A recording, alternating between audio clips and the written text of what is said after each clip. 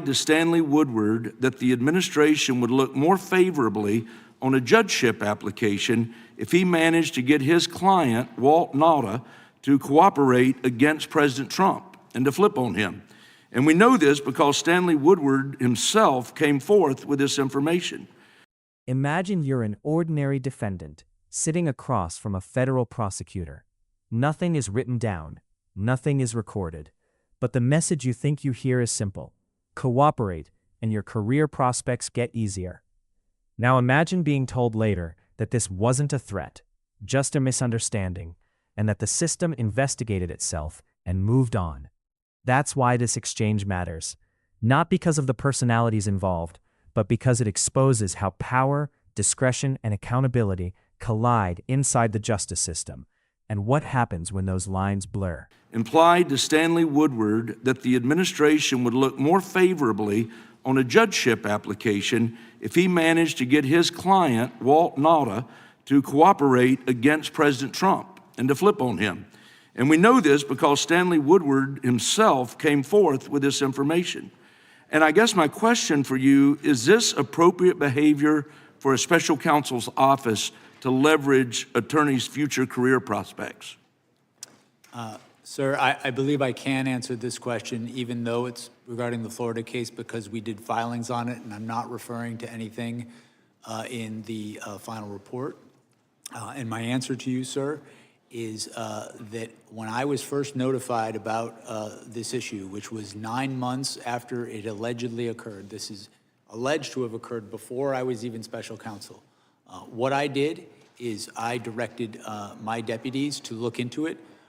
We made sure the person involved self-referred it to OPR, and then we did a filing to the court. There was a motion by President Trump's attorneys. We responded and we laid out our position, and our position was that I did not believe that that allegation was credible. At best, it was a misunderstanding because the people in the room did not understand any threat to be made. Even Mr. Woodward, in his allegation, claimed it was only an inference. 9 months went by where we interacted with Mr. Woodward, in which we had no hearing of a complaint. When the complaint was raised for the first time, which was on the eve of that indictment being brought, it was raised in the guise of asking the court to delay the indictment while an investigation of it happened. So I take allegations of misconduct very seriously. I would not want any of my attorneys threatening anybody. Ultimately, when I looked at this, I did not credit it, and we responded with our position in court. But we also, it was clear that it was referred to the Office of Professional Responsibility, which is what good prosecutors do in that situation.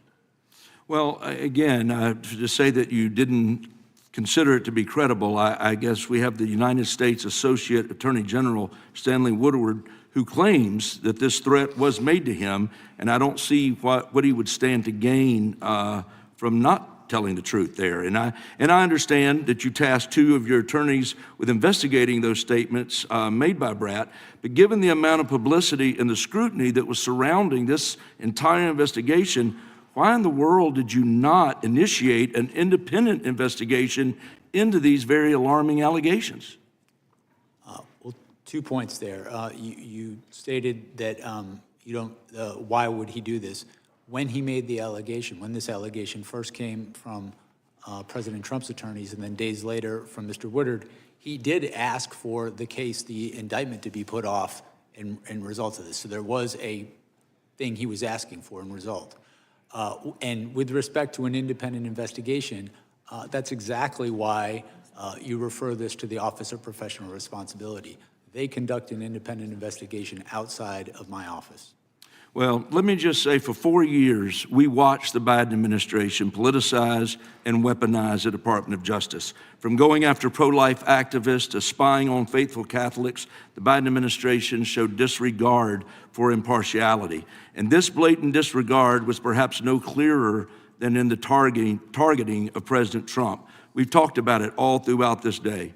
They knew they couldn't beat him at the ballot box, so they pursued alternative options. And I'm grateful for this committee's efforts today to investigate this conduct to ensure accountability. And while elections are not akin to jury trials, I feel strongly that the results of the 2024 election sent a clear message about how the American people feel about these politicized charges. And I think they absolutely made a difference in those 24 elections. And with that, Mr. Chairman, I yield back. This moment isn't about Jack Smith or Jay Brad alone. It's about a system that asks for public trust while relying heavily on internal judgment calls. When accountability depends on timing, perception, and motive instead of clear guardrails, confidence erodes, no matter who's in office. That's the takeaway Americans are left with here. Not a scandal, but a reminder that unchecked discretion always carries a cost, and the public usually pays it last.